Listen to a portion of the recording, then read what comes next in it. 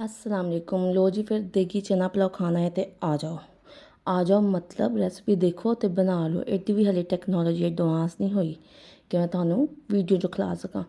बहुत मज़ेदार बेहतरीन लाजवाब किस्म का ये देगी चना पुलाव बनता है। अगर कभी मूड है, घर में स्पेशल गेस्ट आ रहे हैं और आप चना पुलाव बनाना चाह रहे हैं तो ये रेसिपी ज़रूर ट्राई कीजिएगा। टाइम ज़ाया किए बगैर चलते हैं हम अपनी रेसिपी की तरफ। सबसे पहले जो हमने चने गलने के लिए रख देने हैं, जो रात भर मैंने भिगोए हुए थे, इसके लिए मैंने लिए हैं तकरीबन मैंने 1.5 कप चने इस्तेमाल किए हैं। 2 कड़ी पत्ते, थोड़ी सी दालचीनी, 2 बड़ी इलायची, 4-5 लौंग और 1 बादियान का फूल। और इसमें चला जाएगा तकरीबन 1.5 टीस्पून नमक। जो चने हैं रात भर चूँकि भीगे हुए थे, इसको मैं 12 मिनट वेट लगवा लूँगी अच्छे से पानी में। और यही पानी जो हम यखनी के तौर पर आगे जाके इस्तेमाल करेंगे। अच्छा जी, चने हमारे गल गए। उसके बाद नेक्स्ट स्टेप ये है कि अब हम छोटे छोटे जो स्टेप्स हैं ना वो पहले कर लेंगे। उसके बाद हम पुलाव की तैयारी मतलब पुलाव को पकाने की तरफ चलेंगे। ये थोड़ी सी इमली और आलू बुखारा है, टोटली ऑप्शनल, अगर आप चाहें तो इस्तेमाल कर लें, लेकिन इससे फ्लेवर बहुत अच्छा आता है। इसी तरह ये जो लहसुन है, इस पॉइंट पे मैं बिल्कुल साबुत लहसुन इस्तेमाल कर रही हूँ, छिलके समेत। इसको हमने कूट लेना है और इसको हमने स्टेन करके इस्तेमाल करना है। अगर आपके पास बाज़ औक़ात ऐसा होता है कि टाइम की कमी है और लहसुन नहीं है, मतलब पेस्ट नहीं मौजूद या लहसुन नहीं छिला हुआ, तो आप इस तरह से लहसुन का पानी इस्तेमाल कर सकते हैं अपनी रेसिपी के मुताबिक। इससे ना जायका बहुत अच्छा आता है। अच्छा, उसके बाद ना मेरे पास 2 टीस्पून खुश्क धनिया, 1.5 टीस्पून ज़ीरा और 1 टीस्पून भर के जो है ना अच्छा सा 1 से 1.5 टीस्पून सौंफ का है। अब मैंने जो है ना धनिए को जो है थोड़ा सा कूट कर साइड पे रख लेना है, लेकिन ज़ीरा और सौंफ जो है ना वो बेशक आप साबुत रहने दें।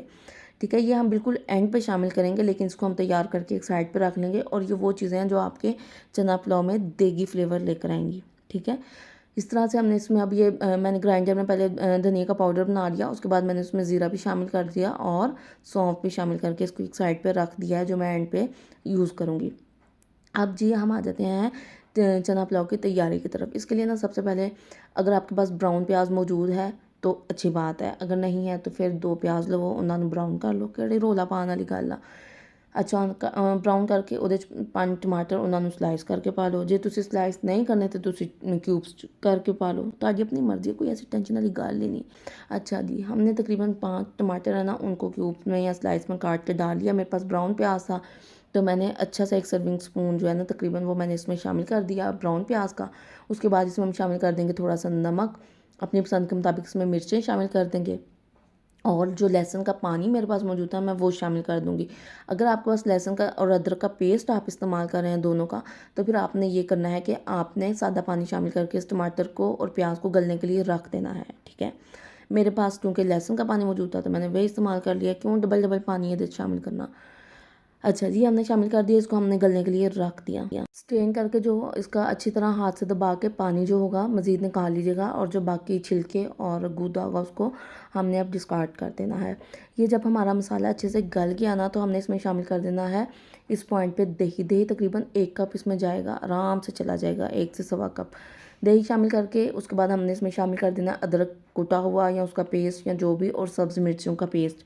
अगर सब्ज़ मिर्चें नहीं है आपके पास तो आप सब्ज़ मिर्चें कूट के भी शामिल कर सकते हैं उस वक्त, या फिर बारीक काट के भी, या स्किप भी कर सकते हैं अगर आप नहीं करना चाह रहे।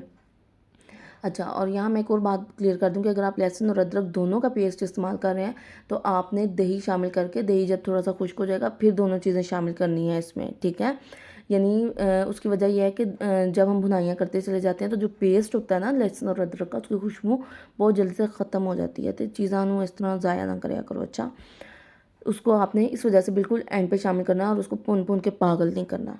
और अगर आप फ्रेश इस्तेमाल करें तो बहुत ही अच्छी बात है। ठीक है, मैंने दही के साथ ही अदरक शामिल कर दिया था। मैंने थोड़ा, मेरे पास ज़रा था अदरक पुराना, लेकिन मैंने थोड़ी ज़्यादा मिकदार में इस्तेमाल किया था, तो इस वजह से फिर मैंने उसको थोड़ा दही में ही शामिल कर दिया। और उसके बाद हमने इसको अच्छे से भून लिया। जब जो है ना हमारा दही थोड़ा सा खुश्क हो गया और मसाला अच्छे से भुनने के करीब हो गया, तो मैंने यहाँ ना इस पॉइंट पे इसमें इमली आलू बुखारा भी शामिल कर दिया था और लीमू के स्लाइस भी शामिल कर दिए थे। इमली आलू बुखारा जो है पानी में नहीं भीगा हुआ था, इसलिए मैंने पहले शामिल कर दिया। आप चाहें तो शामिल करें इससे पहले या बाद में, कोई ऐसा मसला नहीं है, चाहे तो स्किप भी कर सकते हैं, टोटली ऑप्शनल है। लेकिन इमली कोशिश कीजिएगा ज़रूर शामिल करें, उसका बहुत अच्छा फ्लेवर आता है। उसके बाद जो है ना इसमें हमने चने शामिल किए और उसको 2 से 4 मिनट अच्छी तरह से भून लिया। जब चने हमारे भून गए तो मैंने इस पॉइंट पे इसमें सुरख मिर्च पिसी हुई और कुटी हुई दोबारा शामिल की थी। आप चाहें तो शामिल कर लें, चाहें तो आप स्किप कर सकते हैं, लेकिन चना पुलाव जो है ना वो थोड़ा सा स्पाइसी और चटपटा सा अच्छा लगता है, तो इस वजह से मैंने यहाँ शामिल की थी। अच्छा, और इसके अलावा जो है ना मैंने इस पॉइंट पे काली मिर्चें साबुत भी शामिल की थी। मैंने एक दफ़ा कहीं पढ़ा था कि काली मिर्चों को ऑयल में नहीं शामिल करना चाहिए, तड़कना नहीं चाहिए, तो मैं उसके बाद से कोशिश करती हूँ कि मैक्सिमम कोशिश मेरी यही होती है कि मैं ज़रा लेट शामिल करूँ कि उनको ऑयल में ना वो फ्राई हो, ना नुकसानदेह हों।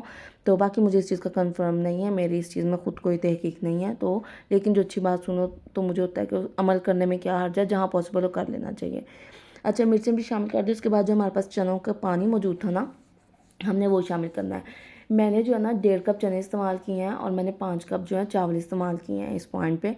लेकिन मैं आपको एक यानी आपको मैं एक कंसिस्टेंसी बता देती हूँ क्या रेशो होता है। वैसे अगर 1 कप चने हैं तो आपको 3 कप चावल आप शामिल कर सकते हैं, लेकिन अपनी मर्ज़ी से हम इसको कम ज़्यादा कर सकते हैं। ये कोई ऐसा मसला फिसागोरस नहीं है और ना ही कोई ऐसा असूल है कि आप इसको कम ज़्यादा नहीं कर सकते, लेकिन एक रेशो आमतौर पर ये मुनासिब होता है।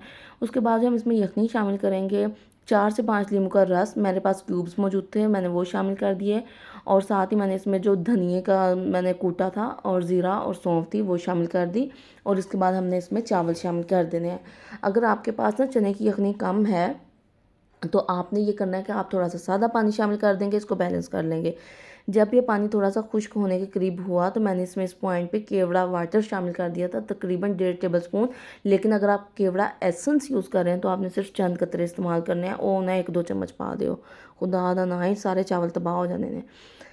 तो एसेंस बहुत कम इस्तेमाल करते हैं, जो केवड़ा वाटर होता है वो आप थोड़ी ज़्यादा मिकदार में इस्तेमाल करते हैं, ठीक है। बस चावल जो है हमारे तकरीबन 10 मिनट दम लगाए थे, बेहतरीन किस्म के जो है वो तैयार हो गए थे, बहुत लाजवाब और बहुत मज़े के बने थे। मुझे इजाज़त दीजिए, मैं फिर हाजिर होंगी अगर ज़िंदगी रही तो मज़ीद पुठी सीधी रेसिपीज़ के साथ। और ये जो रेसिपी है ना वाकई लाजवाब है, आप ज़रूर ट्राई कीजिएगा और मुझे दें इजाज़त। अल्लाह निगहबान।